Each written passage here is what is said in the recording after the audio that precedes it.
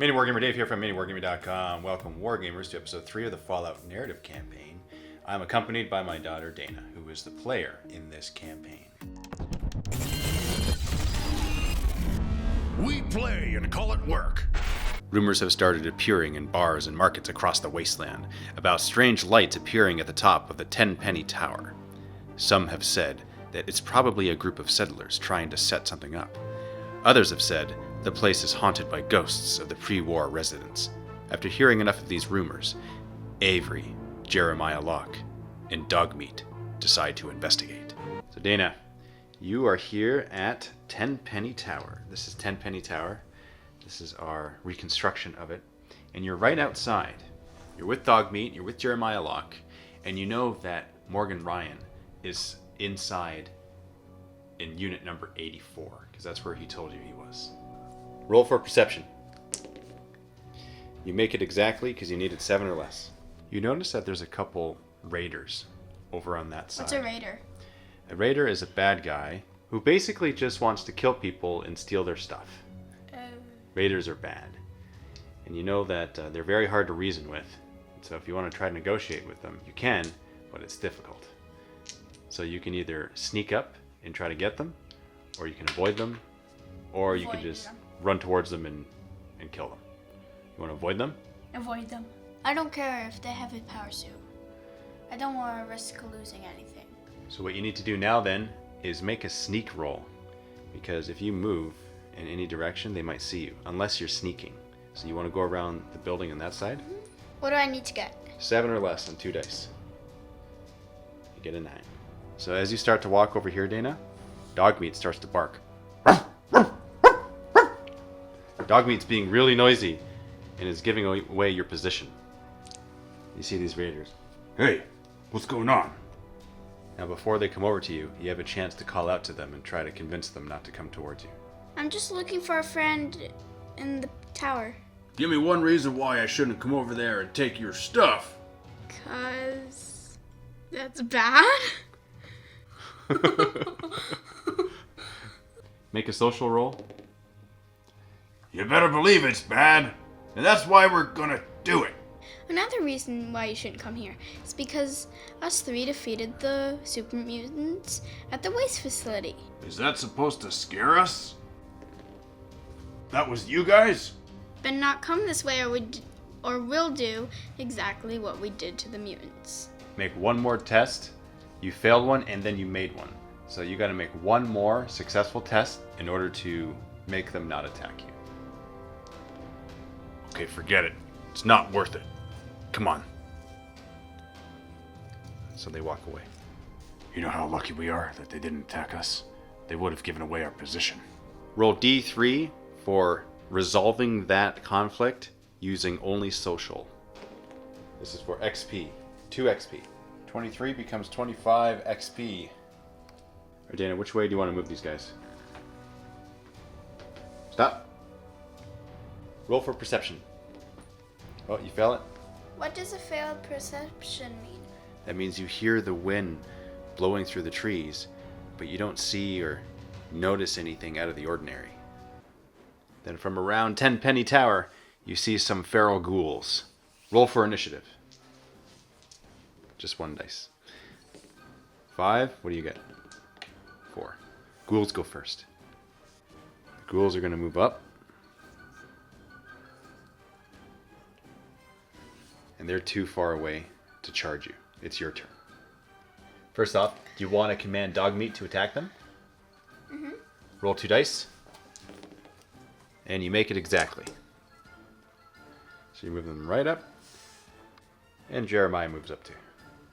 You've upgraded your ballistic skill to 4, which in this campaign means you can fire 4 times with your gun. Alright. As you move closer, you notice there's a glowing one off in the distance. And he looks to be beefier and heavier and stronger than the other ghouls in front of you. Since he is the farthest and he might be a little bit hard to shoot, I'm going to go 2 shots on him, 1 and 1. Okay, so these guys are within range to hit on 2s, and he's in with range to hit on 3s, so that's a smart choice. Mm-hmm. One Starting for the with, first guy. That's a hit, and roll to wound him. You wound him on a 3. That's a wound. 6 up to save. Just dies. Second ghoul, hitting on a 2. That's a hit. And wounding on a 3. That's a wound. Saving on a 6. Oh! It goes right through his body, but he still walks towards you because he's a ghoul. And 2 shots on the last guy, hitting on 3s. It's 2 hits. And wounding on 3s. 2 wounds. 6 is to save. And he goes down. Your 13 ammo for your 10mm goes down to 9. It's okay. It's kind of okay because I have those other bullets for the other gun. That's right, you have a shotgun. You're right. Now Jeremiah can go with his 2 shots, rolling 2 dice, hitting on 4s. They both hit. Actually, it would have been 3s because of his range, but you hit anyway with your 6s. Now you're wounding on 3s. Oh, none of them wound. Rolling to charge. Dogmeat goes first. Roll 2 dice for your range. 10. He's in. Do you want to run in too with your Ripper? Yeah. Okay, roll 2 dice for yourself. For this one, you'll need a 5. Go ahead. And you make it, so you can move in. Hey, what about Jeremiah? You can run him in too. For that, you'll need a 6 for Jeremiah. And you make it with a 7. It gives you D3 extra attacks whenever you attack with the Ripper. And you get 2 extra attacks. 5 dice, hitting on 4s. That's 2 hits. Wounding on 3s. 1 wound. The Ripper has an AP -2, so you go right through him. And he dies.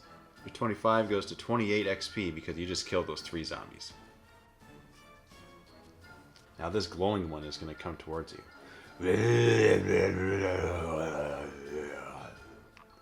I'm going to roll a D3 to decide which one he charges. Jeremiah, you, or Dogmeat. That's going to be you. So you're not going to fire Overwatch because you don't want to waste the bullets. So this is how far he goes. 10. Glowing one has D3 attacks. 2. Gonna hit you on 3s. It's 2 hits. Gonna wound you on 3s. And on any 1s, they're re-rolls. I didn't get any, so you have 1 wound. You have a 3-up save because of your leather armor. And you get it. But your armor was hit, so it goes down to 9. Daddy's at 3 dice. D3 extra attacks with your Ripper. An extra 1. You hit on 4s. Getting 3 hits. You wound on 4s because he's pretty tough. That's 2 wounds. Now he has a 5+ invulnerable save, which means that your armor penetration of your Ripper doesn't really work on him. And he doesn't save any of them. However, he has this other ability called Disgustingly Resilient. So I roll these dice, and on 5+, I ignore those wounds. Both of those wounds go through. Now Dogmeat. 3 attacks hitting on 3s, that's 1 hit. You're going to be wounding on a 4 as well. That's a wound. 5 up Disgustingly Resilient, or 5 up Invuln save. And it saves. Jeremiah attacking with 3 attacks hitting on 4s. That's 1. And wounding on 5s. That's a wound. 5 up.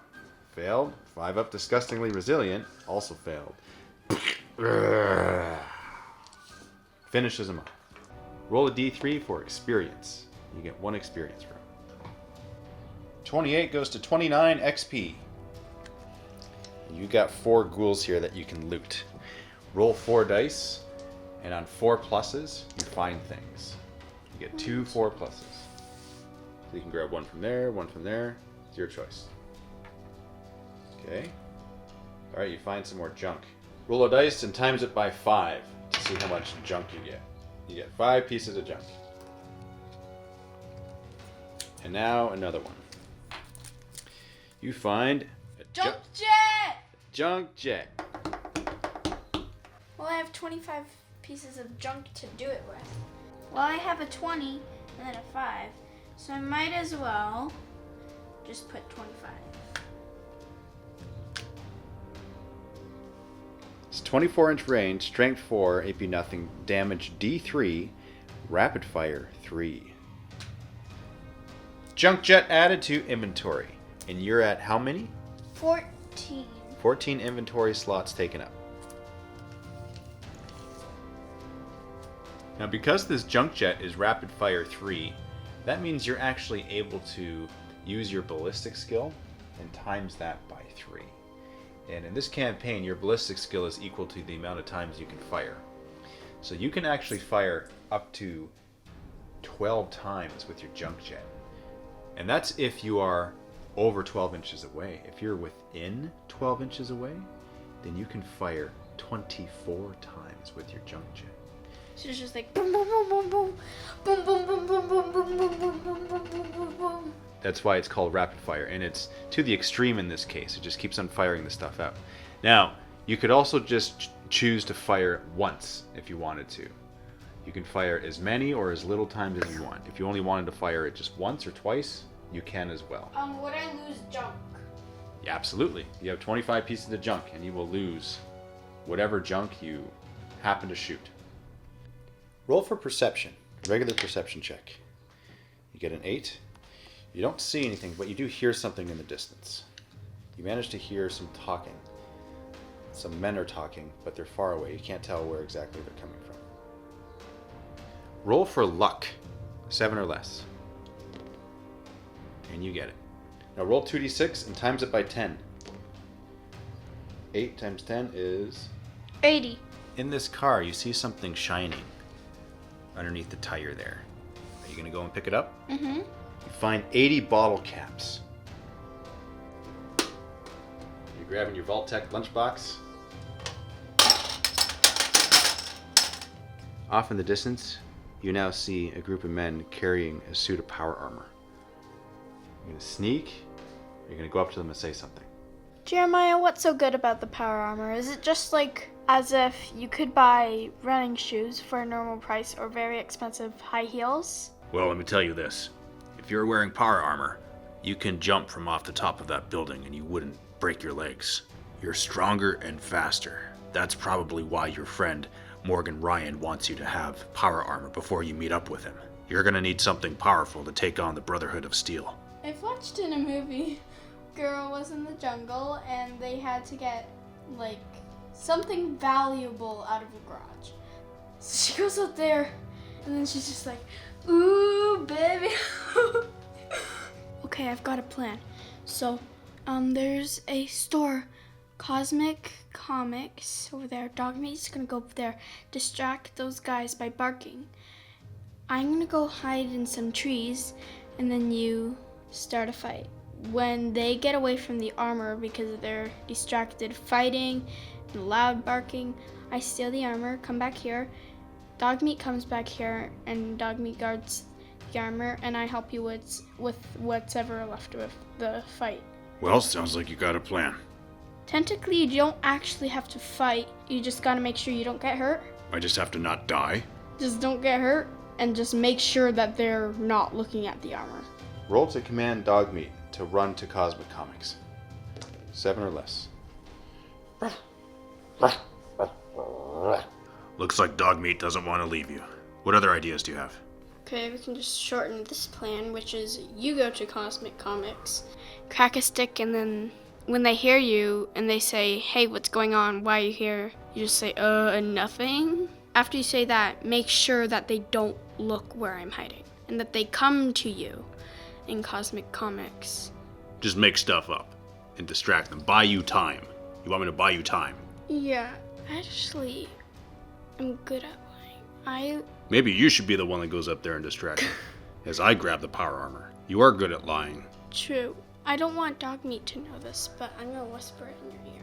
I lied to get Dogmeat. What do you mean you lied to get Dogmeat? I was at a garage a long time ago, and I wanted to know what was inside, but this robot was so stubborn, I had to lie to him 10 jillion times, and then Dogmeat comes running out of nowhere. I didn't know him at the time.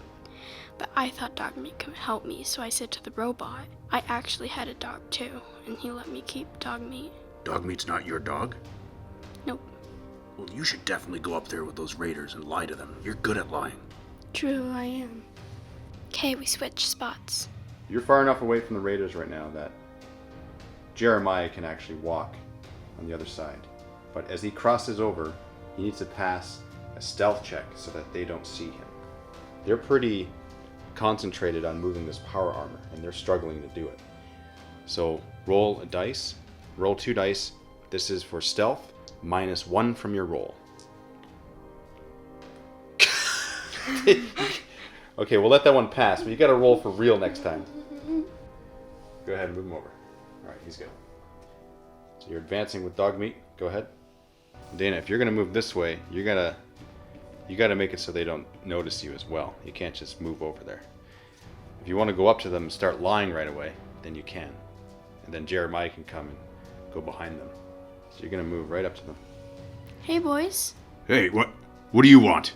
Oh, nothing. I was just wondering if you saw a pet here wandering around. What kind of a pet? A cat? There's a lot of cats in the wasteland. What did this cat look like? Orange with black stripes on its tail. After the very first mission, you gain this ability. +2 charisma when lying.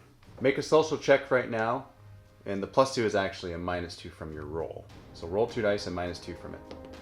Yep. Okay, roll again. -2, you get an 8, which isn't quite enough.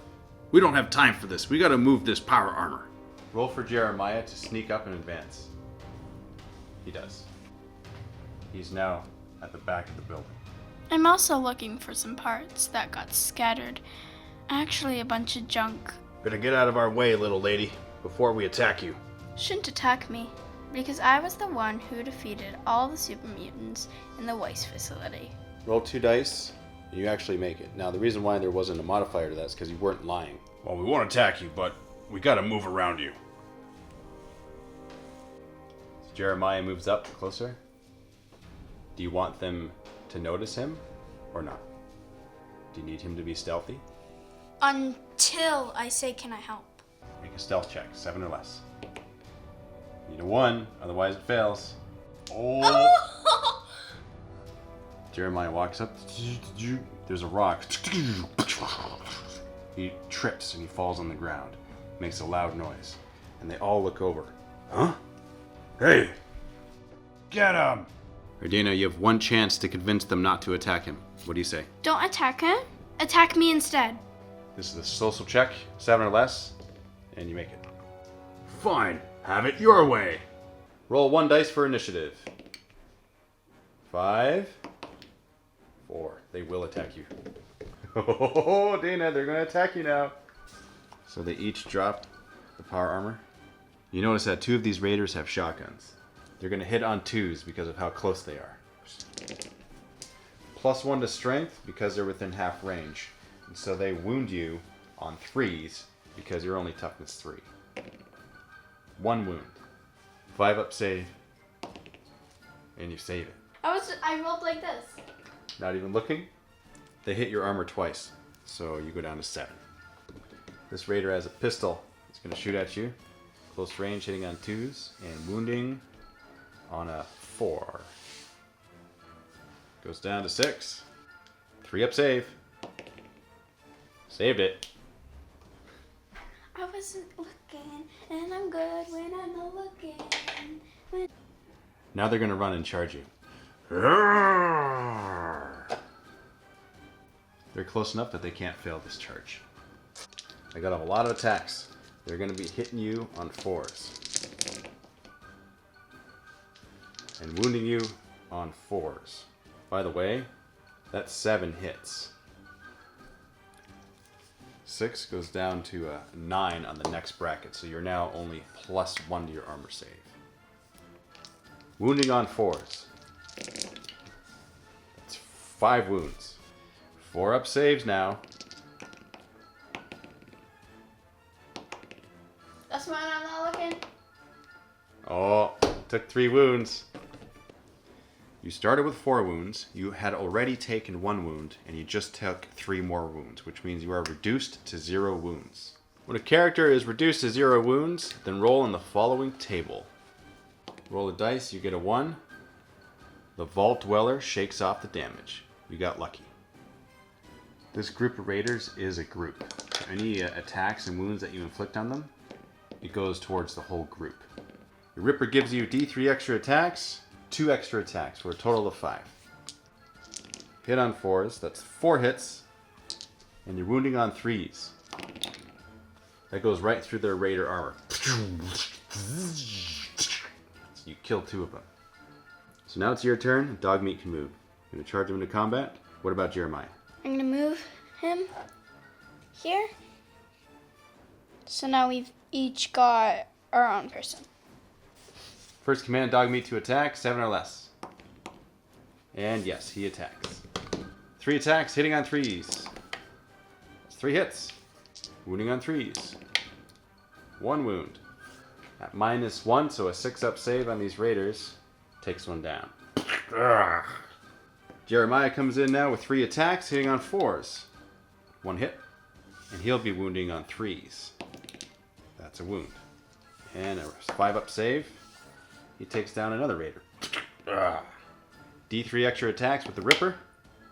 3 extra attacks for a total of 6. Hitting on 4s. 3 hits, now wounding on 3s. 2 wounds. That's enough to kill him. Ugh. For that encounter, roll a d6 and gain that much XP. 6. XP goes from 29 to 35, and now you are at level 5. Character stats or special ability. I'm gonna do a character strat. So you're choosing to put your max wounds to 5. Which means that you actually gain 1 wound, so you currently have 1 wound. Now you see all these bodies that are lootable on the ground right now. Roll 5 dice, and on 4 pluses, so 2. You can draw twice from that pile. You get a Power Fist. Strength times 2, -3 AP, 1 plus D3 damage, and successful wounds on enemy units permanently subtract their attacks by 1. Draw 1 more. Laser Pistol. Strength 7, -3 AP. Power Fist and Laser Pistol added to inventory. So you have this power armor now. I'm gonna put it on. You now gain this power armor. These are the additional stats that the T60 power armor gives you. +1 weapon skill, +1 ballistic skill, +1 strength, +1 toughness, +1 attack, and your save is increased by 2, giving you a 3+ save. In addition to this, roll a d6 and times it by 10. 3. Put a 30 next to there. And now you equip your power armor. You have suited up. Now that you've acquired your suit of power armor, would you like to go inside Tenpenny Tower and meet Morgan Ryan? Yes. Okay. You're in the lobby of the building, and you see a whole bunch of mailboxes, and you see number 84. You don't see anything on it, because Morgan Ryan has hidden the fact that he's staying in this building. Do you go in the elevator to go upstairs? Yeah. Alright. So you walk over to the elevator, but you notice that the power is not connected, so you're going to have to take the stairs. Alright. You make it up to another level, and you see a bunch of items that you can possibly loot. Roll 3 dice and hope for 4 pluses. You get 2. These are the 2 items that you find.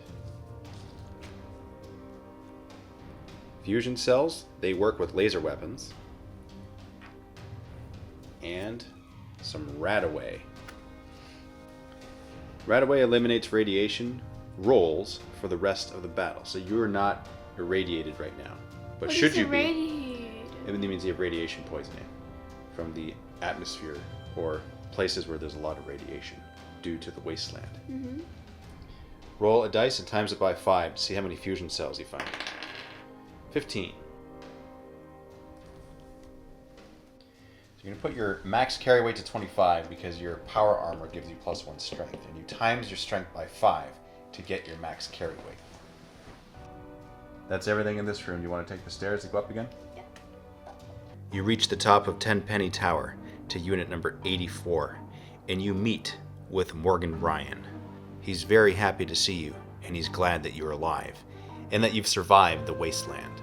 He turns on the holotape projector and brings up a base of operations that the Brotherhood of Steel controls.